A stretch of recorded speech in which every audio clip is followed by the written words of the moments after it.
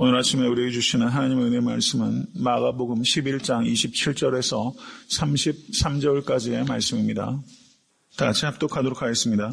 저희가 다시 예루살렘에 들어가니라. 예수께서 성전에서 걸어가실 때 대제사장들과 서기관들과 장로들이 나와 가로되 무슨 권세로 이런 일을 하느뇨? 누가 이런 일 할 이 권세를 주었느뇨? 예수께서 가라사대 나도 한 말을 너희에게 물으리니 대답하라. 그리하면 나도 무슨 권세로 이런 일을 하는지 이르리라. 요한의 세례가 하늘로 서냐 사람에게로 서냐? 내게 대답하라. 저희가 서로 의논하여 가로되 만일 하늘로 서라 하면 어찌하여 저를 믿지 아니하였느냐 할 것이니 그러면 그 사람에게 서로라 할까 하였으나 모든 사람이 요한을 참 선지자로 여김으로 저희가 백성을 무서워하는지라. 이에 예수께 대답하여 가로되 우리가 알지 못하노라 하니 예수께서 가라사대 나도 무슨 권세로 이런 일을 하는지 너희에게 이르지 아니하리라 하시니라. 아멘. 하나님의 말씀입니다. 성경을 해석하실 때 가장 중요한 게 뭐라고 제가 누누이 말씀드리죠? 맞습니다. 문맥이 가장 중요하고요. 문맥을 영어로 컨텍스트라고 하고 내용을 컨텐트라고 합니다. 그러니까 성경을 해석하실 때는 항상 컨텍스트와 컨텐트를 가지고 본문을 관찰 깊이 하셔야 되는데요. 오늘 본문 말씀 마가복음 11장 27절에서 12장 37절까지는 하나의 큰 문맥을 이루고 있다는 것을 염두에 두셔야 됩니다. 11장 27절에서 12장 37절까지입니다. 여기에는 유대 종교 지도자들, 유대 정치 지도자들이 예수께 5가지 질문을 하는 것입니다. 5가지 질문들. 그리고 그 질문들에 대한 예수님의 답변이 기록되어 있는 부분이다. 이렇게 볼 수 있는 것입니다. 이 부분과 비교가 되는 것이 마가복음 2장 1절에서 3장 6절까지의 내용입니다.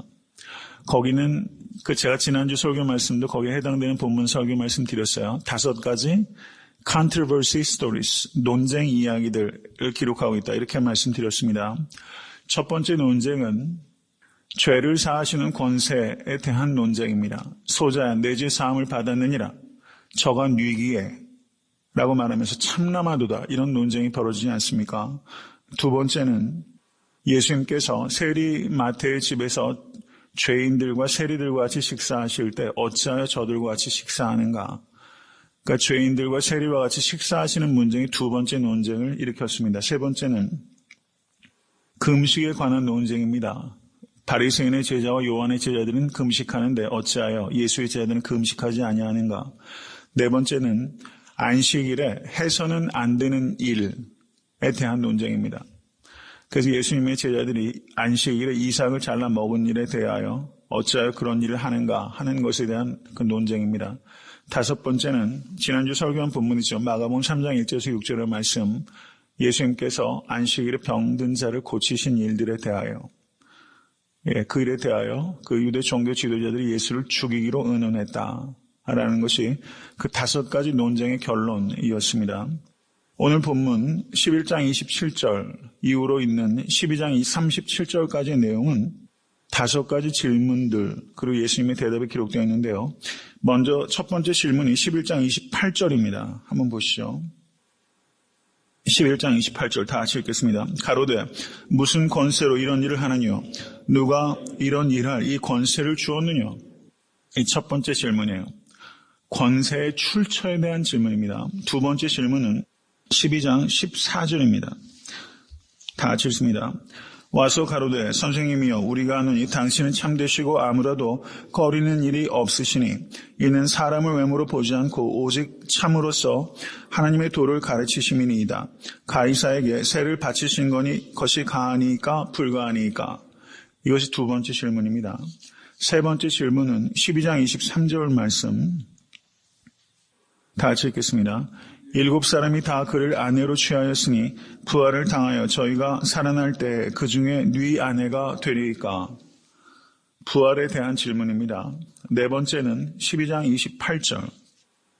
서기관 중 한 사람의 자기의 변론하는 것을 듣고 예수께서 대답 잘하신 줄을 알고 나와 묻되 모든 계명 중에 첫째가 무엇이니까.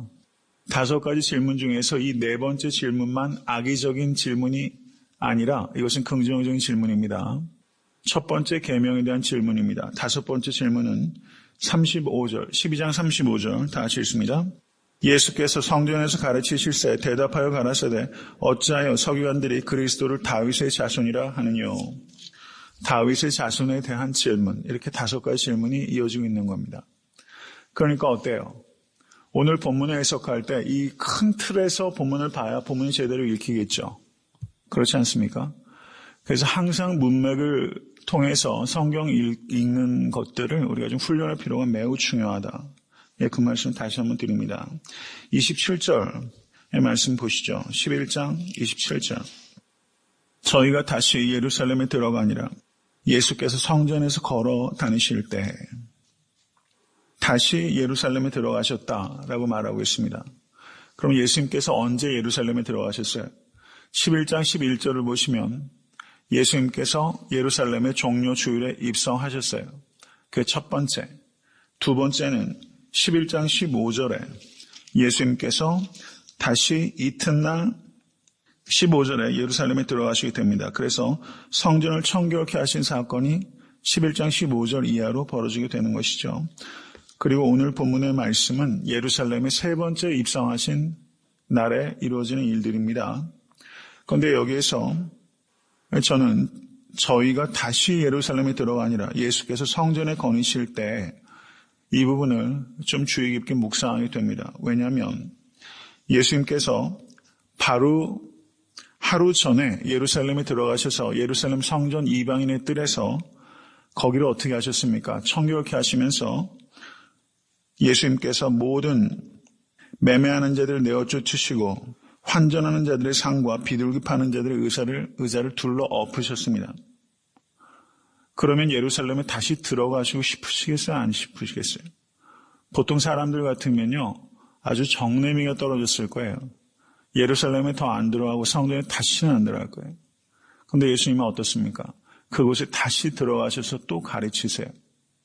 저는 여기에서 우리가 불의를 보고 그것에 대해서 용기 있게 이야기하고 그리고 강력하게 항변하는 것도 어렵지만 또 그 자리에 다시 가서 가리키는 것 역시 또 어렵다 이런 생각이 들어요. 이건 정말 진정한 사랑이 있기 때문에 이렇게 하실 수 있는 행동이라고 생각합니다. 이 두 가지가 다 어려운 거예요. 그 자리에 가서 또 가르치신다는 건 매우 어려운 일이다. 저는 그렇게 보여집니다. 우리가 다시 가야 될 예루살렘이 있다. 다시 가서 가르쳐야 될 일들이 있다. 다시 가서 가르쳐야 될 사람이 있다. 이런 생각이 저는 묵상 가운데 생각이 듭니다. 여기서 보시면 예수님께서 성전에서 걸어 다니셨다라고 말씀하는데 여기서 이 표현을 우리가 좀 유의할 필요가 있습니다. 그 당시에 랍비들은 성전의 회랑에서, 회랑이란 말이 아마 이렇게 기둥들이 세워진 그런 공간들이 있지 않습니까? 그런 공간 사이를 걸어 다니신 것인데요.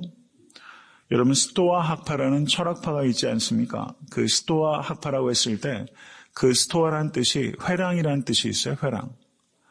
그러니까 철학자들이 그 스승이 자기 문화생들을 가르칠 때 이런 회랑이 있는 그 사이를 걸어 다니면서 가르치던 것이 그 당시 헬라 철학자들의 관행이기도 했고 그리고 랍비들이 제자들을 가르칠 때 그렇게 가르치곤 했어요. 그 현대의 스승들이 가르칠 때처럼 이렇게 정적인 공간에서 그 배우고 이런 데 그치는 것이 아니라 회랑 사이를 이렇게 걸으면서 이렇게 가르치시는 스승들이 걸어가면서 가르치는 것들이 일종의 가르치는 방식이었다라는 것을 우리가 볼 수 있습니다. 그래서 오늘 본문에 성전에서 걸어 다니셨다라는 말은 회랑 사이를 걸어 다니시면서 가르치셨다라고 이해하는 것이 맞다라는 것을 말씀드리는 것입니다. 예수께서 성전에서 가르치셨어요.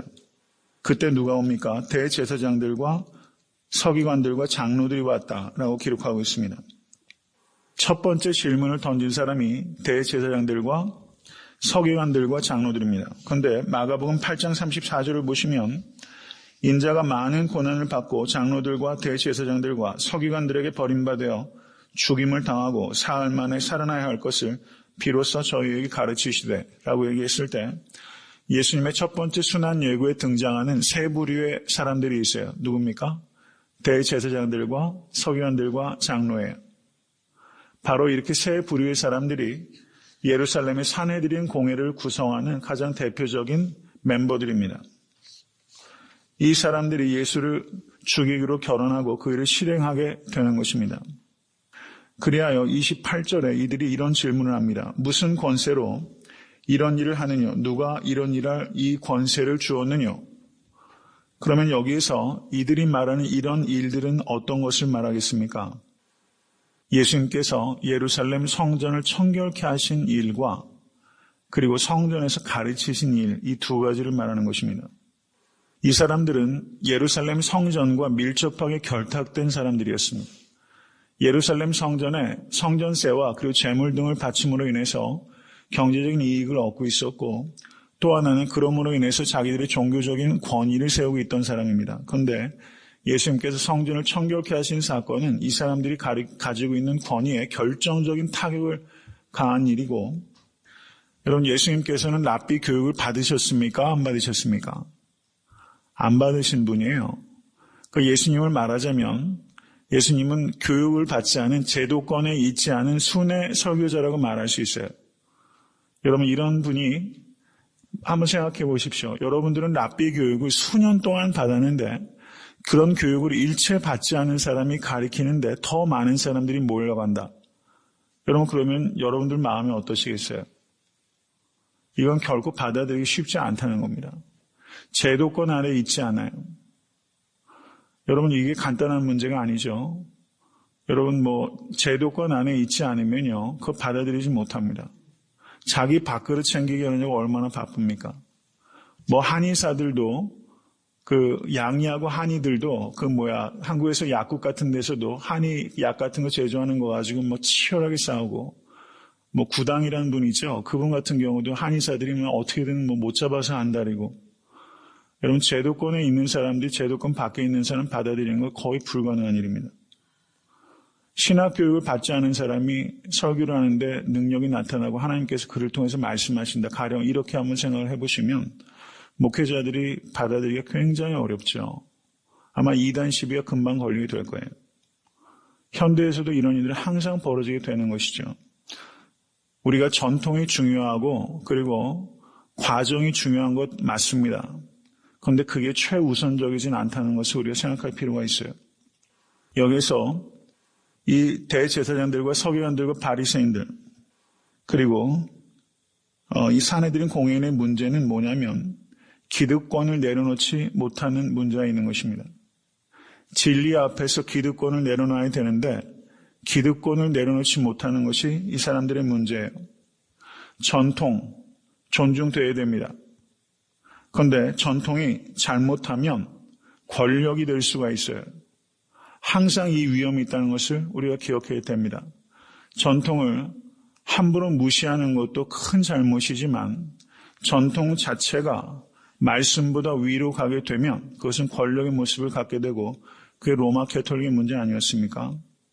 전통이 성경 위로 올라가게 되면 그것은 큰 문제가 되는 것이고 그때는 권위가 아니라 권력이 되고 마는 것입니다.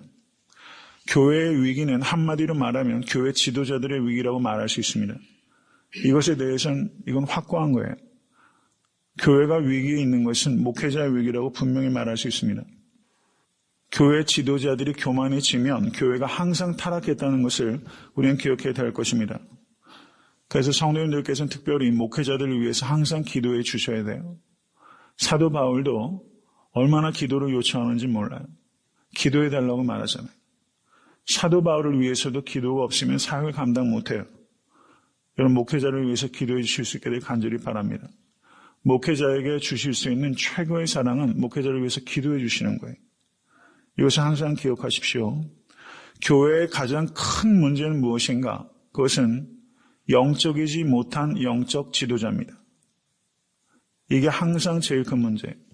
영적이지 못한 영적 지도자가 교회의 가장 큰 문제예요. 영적 리더들이 영적으로 가장 완고해지기가 쉽습니다. 교회에서 이건 영적 지도자들은 그냥 단지 목회자들만 얘기하는 게 아니죠. 장로님들도 특별히 완고해지지 않기 위해서 항상 말씀과 성령 안에서 깨어 있으셔야 됩니다. 그리고 자신의 경험에 지나치게 의지해서는 안 돼요. 경험이 중요하지만 우리가 의지하는 것은 말씀이지 경험이 아닙니다. 이걸 항상 기억하셔야 돼요. 그래서 항상 유연해지셔야 됩니다. 연륜이 더하고 신앙 연주가 쌓이면 쌓일수록 열려지고 유연해져야 되지 완고해지면 큰일 나는 거예요. 목회자도 마찬가지입니다. 항상 영적으로 완고해지지 않고 유연해질 수 있게 해서 부단히 날마다 자기를 쳐서 복종시키는 데 성공하시는 우리 모두가 될 수 있기를 간절히 바랍니다. 종교 지도자들의 문제는 무엇인가? 그 사람의 지위와 그 사람의 자질이 일치하지 않는 게 문제인 거예요. 그 사람의 지위와 영적 리더십이 어서리티가 주어지면 그 사람이 가지고 있는 인격적인 자질과 신앙적인 자질이 매치가 되어야 되는데 이게 매치가 안 되는 거예요. 그런데 이렇게 잘 매치되는 사람 만나기 쉽습니까? 어렵습니까? 참 어려운 거거든요. 그 사람이 가지고 있는 신분과 자질이 잘 융화가 되어야 돼요. 그래야지 리더가 됩니다. 그런데 그 사람이 가지고 있는 신분과 자질이 매치가 안 되면 영적 권위가 상실되고 기능적 권위로 전락해버립니다. 그냥 목사기 때문에, 그리고 장로기 때문에, 교회 그냥 리더기 때문에 그저 기능적 권위로 전락해버리지 영적 권위를 상실해버려요. 그렇게 되면 권위는 없어지고 뭐만 남습니까? 권력만 남게 되는 거예요. 기능적 권위와 영적 권위가 일치할 수 있기를 위해서 기도하실 수 있게 간절히 바랍니다. 그러면 교회가 살아있는 거예요. 그러면 그 교회는 희망이 있는 겁니다. 근데 영적 리더십이 흔들리게 되면 교회가 아무리 크고 교회가 아무리 뭐가 하는 것 같아도 사실 희망이 없는 거예요. 여러분, 교회는 권위가 있어야지 교회가 권력을 세우는 곳이 아니라는 것을 우리가 항상 기억해야 됩니다.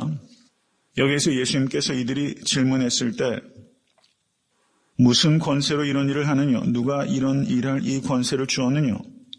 그런데 29절 한번 보십시오. 다 같이 읽겠습니다. 예수께서 가라사대 나도 한 말을 너희에게 물으리니 대답하라. 그리하면 나도 무슨 권세로 이런 일을 하는지 이르리라.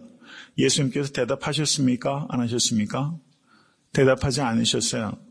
카운터 퀘스천을 하신 거예요. 되받아서 질문을 던지셨어요. 이것이 매우 중요한 거라는 것을 우리 알아야 돼요. 되받아 질문을 던지는 것이 이 철학에서도 그렇고 랍비들도 이것이 서로 논쟁할 때 굉장히 중요한 방법적인 수단이었어요. 되받아서 질문을 던지는 겁니다. 가령 예수님께서 마가복음 2장 9절에서 중풍병자에게 뇌 죄사함을 받았느니라 하는 말과 일어나 내 상을 가지고 걸어가라 하는 말이 어느 것이 쉽겠느냐? 예수님께 되받아 질문하셨고 2장 19절에서도 혼인집 손님들이 신랑과 함께 있을 때 금식할 수 있느냐? 마찬가지로 되받아 질문하셨습니다. 그리고 마가복음 2장 25절에 다윗이 자기와 및 함께한 자들이 핍절되어 시장할 때 한 일을 잃지 못하였느냐? 2장 26절 그가 아비아달 대제사장 때 하나님의 전에 들어가서 제사장 외에는 먹지 못하는 전설병을 먹고 함께한 자들에게도 주지 아니하였느냐? 그리고 지난주에 설교 말씀드린 마가복음 3장 4절 저희에게 이르시되 안식일에 선을 행하는 것과 악을 행하는 것, 생명을 구하는 것과 죽이는 것 어느 것이 옳으냐? 라고 말하면서 예수님께서 카운터 퀘스천을 항상 던지셨다는 것을 우리가 보게 돼요. 여러분, 악의적으로 우리에게 질문을 해오는 사람들이 있을 수 있다는 것을 기억하십시오. 사탄은 매우 교묘합니다. 그러면 그 질문을 던지는 동기를 파악하고 효과적으로 질문을 되던지는 법을 배우실 수 있어야 돼요. 만약에 가령 하나님이 존재한다는 것을 도대체 과학적으로 어떻게 증명할 수 있느냐? 라고 사람들이 우리에게 질문을 많이 던지잖아요. 무신론자들이. 그러면 그것에 대해서 되질문할 수 있어요. 그러면 선생님은 하나님께서 존재하지 않는다는 것을 어떻게 과학적으로 입증하실 수 있으시겠습니까? 되질문할 수 있죠. 어떻게 과학적으로 하나님의 존재를 부인할 수 있겠어요? 과학적으로 하나님의 존재는 증명될 수도 증명되지도 않습니다. 왜 그렇습니까? 하나님은 과학 위에 계시기 때문입니다. 과학으로 하나님께서 증명이 된다면 하나님은 과학 아래에 있는 존재예요. 가령 그렇게 중요한 문제들에 있어서도 우리가 되질문할 수 있다는 것을 우리가 생각할 필요가 있다는 것을 말씀드립니다. 되질문함으로 인해서 질문자가 스스로 모순을 발견할 수 있도록 하는 겁니다. 그래서 예수님께서 11장 30절을 보시면 요한의 세례가 하늘로서냐 사람에게로서냐 내게 대답하라 라고 말하면서 되질문을 했습니다. 그런 31절에 저희가 서로 의논하여, 여러분 너무 통쾌하지 않아요? 예. 그냥 서로 의논해가지고 예수님 트랩에 콱 올가매려고 왔는데 그냥 한 방 빡 맞아가지고 거기서 부끄럽게 서로 의논하게 되는 겁니다. 여러분 이런 일들이 있게 되길 바랍니다. 만일 하늘로서라 하면 어찌하여 저를 믿지 아니하였느냐 할 것이니 그러면 사람에게서로나 할까 하였으나 모든 사람이 요한을 참 선지자로 여김으로 저희가 백성을 무서워하는지라. 이 사람들은 하나님을 무서워하는 사람이 아니라 항상 사람 의식하는 사람이에요. 이 예수님께서 이 질문을 던지신 의도를 간단하게 말씀드리면 이것입니다. 이 바리새인들 그리고 대제사장들, 서기관들, 장로들, 이 사람들은요, 요한의 권위가 하나님께로서 온 것인지 사람에게서 온 것인지 관심이 없어요. 그럼 뭐가 관심이 있느냐? 세례 요한이 자기들의 정치적인 입장과 경제적인 이익에 부합하느냐 부합하지 않느냐, 내 이익과 내 입장에 맞느냐 안 맞느냐가 중요한 거지 이 권위가 어디서부터 온 것인지가 중요하지 않은 거예요. 예수님께서 이것을 짚으신 것입니다. 그리고 뭐라고 말씀하십니까? 우리가 알지 못하노라. 그들이 대답했을 때 예수께서 가라사대 나도 무슨 권세로 이런 일을 하는지 너희에게 이르지 아니하리라. 나도 내 권세가 어디로 오는 것인지, 하나님께로서 온 것인지 사람에게로서 온 것인지 대답하지 않겠다. 왜 그런가 하면 세례 요한의 권세도 하나님으로부터 온 것인지 사람에게서 온 것인지 너희가 관심이 없지 않느냐. 결국은 너희의 이익과 입장에 부합하면 좋아하는 것이고 아니면 죽이는 것 아니냐. 나는 대답하지 않겠다 라고 말하면서 예수님께서 아주 지혜롭게 그들의 날카로운 질문의 예봉을 피하시고 그들을 완벽하게 제압하신 것입니다. 말씀을 맺고자 합니다. 참된 권위가 무엇인가를 우리가 생각해야 됩니다. 여러분 교회에 권위가 많이 흔들리고 있는 게 사실이고 목회자의 권위가 땅바닥에 떨어졌습니다.